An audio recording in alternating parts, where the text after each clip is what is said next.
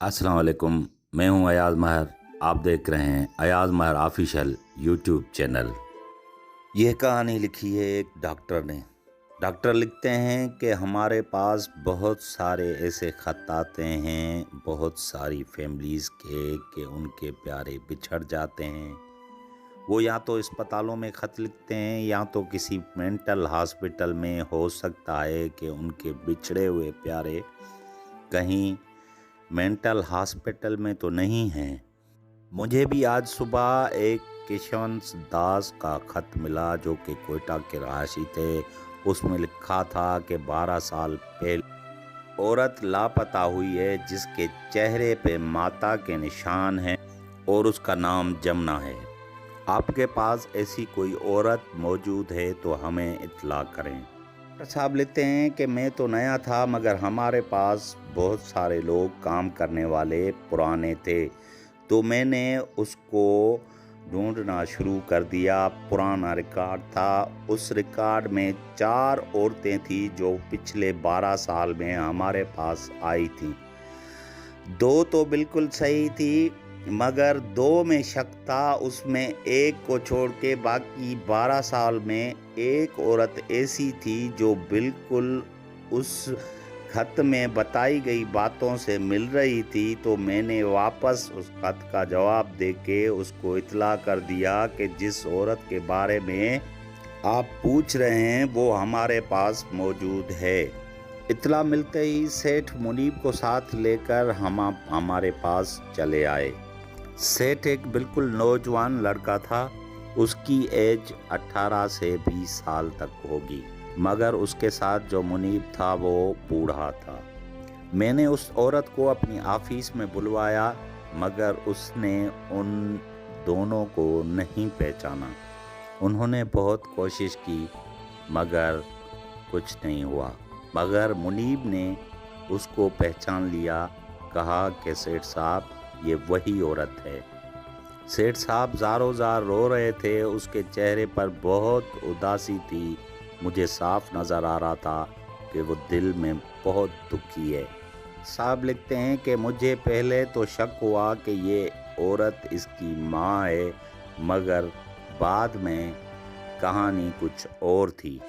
उस पर सेठ साहब ने पूछा कि इसका खर्चा अदा कौन करता है तो डॉक्टर ने कहा कि ये लावारिस औरत है, इसका खर्चा सरकार भरती है। सेठ साहब बोला आपके पास गुंजाइश हो तो इसको एक अलग कमरा दिया जाए, उसके अखराजात मैं आपको दे दूंगा। डॉक्टर साहब ने कहा ये बिल्कुल हो सकता है मगर पिछले 12 सालों की पेमेंट भी आपको अदा करनी पड़ेगी। उस पर सेठ साहब ने कहा कि जी बिल्कुल मैं अदा कर दूंगा, आप इसके लिए अलग से कमरे का बंदोबस्त करें। डॉक्टर साहब लिखते हैं कि मुझे परेशानी थी कि ये माजरा क्या है और मुझे मालूम करना है कि इस औरत की कहानी क्या है। इसीलिए मैं बार बार सेठ साहब को कह रहा था कि आप इसकी असल हकीकत मुझे बताएं ताकि मैं इसका सही तरह से इलाज कर सकूं। सेठ साहब ने मुनीब को कहा आप डॉक्टर साहब को इसकी सारी हकीकत बता दें, हो सकता है कुछ इलाज कर सकें। तो मुनीब ने बताया कि असल हम हैदराबाद के रहने वाले हैं, अभी हम कारोबार के सिलसिले में कोयटा में रहते हैं और असल बात यह है कि इस औरत को हम नहीं जानते कि ये कौन है मगर इसके पीछे एक कहानी भी है। मुझे ये पता है कि ये औरत एक भीख मांगने वाली औरत है। ये हैदराबाद में गलियों में भीख मांगती थी और रोज़ाना मंदिर और गलियों में जाके लोगों से भीख मांगकर गुजारा करती थी। हैदराबाद में उन दिनों सेठ चेतन दास का बहुत बड़ा नाम था। वो बहुत ही खुशहाल घराने से ताल्लुक़ था और कारोबार पूरा दिन उसके पास रश लगी होती थी। लोग उनके पास अमानत भी छोड़ कर जाते थे और बहुत सारी लोग उसकी इज़्ज़त भी करते थे। मैं भी सेठ साहब के पास काम करता था। एक दिन ऐसा हुआ कि ये अंधी औरत सेठ के पास एक बड़ा मिट्टी का बर्तन लेकर आई और बोली कि सेठ साहब, मैं आपके पास काम से आई हूँ, ये बर्तन है, इसमें पैसे हैं, ये आप अपने पास जमा कर दें, क्योंकि ये बहुत सालों से मैं अपने पास जमा कर रही हूँ। अभी डर लग रहा है कि कोई लेके न जाए, ये आप अपने पास अमानत रख लें, जब भी मुझे ज़रूरत होगी तो मैं आपसे ले लूँगी। सेठ साहब ने मुझे कहा कि आप इसके पैसे चेक कर लें। मैंने देखा कि उस बर्तन में सारे जो पैसे थे वो बिल्कुल नए थे। मैंने अंधी से पूछा कि ये पैसे नए आपने कहाँ से लाए, तो उसने बोली कि मैं बहुत सालों से ये पैसे जमा कर रही हूँ और मुझे खौफ था कि पुराने होने से पैसे ख़त्म ना हो जाएं, इसीलिए मैं बार बार इनको चेंज करके नए पैसे लाकर यहाँ पे रखती थी। मुनीब बताते हैं कि मैंने पैसे गिने, उस वक्त ये पैसे 3000 थे और 3000 सेठ साहब ने अपने बुक में दाखिल करके अंधी औरत को बोला कि ये आपकी अमानत है, मेरे पास जब भी आपको चाहिए आप ले सकती हैं। अंधी औरत के जाने के बाद सेठ साहब ने मुझे कहा कि ये औरत दोबारा आए तो इससे मजाक करेंगे कि आपकी अमानत हमारे पास नहीं है। बताते हैं कि 2 साल के बाद वो औरत फिर सेठ साहब के पास आई और सेठ साहब को बोला कि मेरे पैसों में से सिर्फ 10 रुपये मुझे दे दो, मेरा बेटा बीमार है, उसको डॉक्टर के पास लेके जाना है। सेठ साहब पता नहीं कि ख्यालात में थे कि औरत को बोला कि कौन से पैसे, कहाँ से आए पैसे, मेरे पास कोई पैसे नहीं हैं आपके।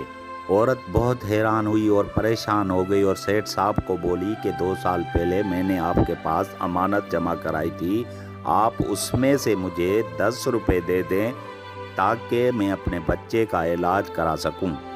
सेठ साहब बिल्कुल नाराज़ हो गए और उस औरत को धिक्के देकर बाहर निकलवा दिया और बोला कि आज के बाद यहाँ नहीं आना, आपके कोई पैसे मेरे पास नहीं हैं। कुछ दिनों बाद बच्चे की तबीयत और ख़राब हो गई और औरत ने क्या किया कि बच्चे को लेकर सेठ साहब के दरवाजे पर आकर बैठ गई और ना उठने का इरादा कर लिया।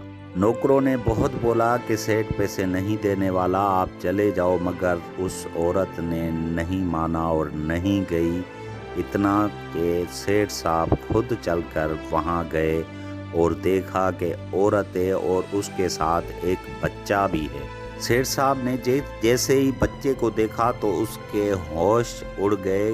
देखा कि ये तो वही लड़का है जो हमसे गुम हो गया था और ये मेरा बेटा है, और एकदम लड़के को उठाया और अंदर ले जाने लगा तो औरत चिल्लाई, रोने लगी, पहले तो मेरे पैसे खा गए, अब मुझसे अपना बच्चा भी छीन रहे हो।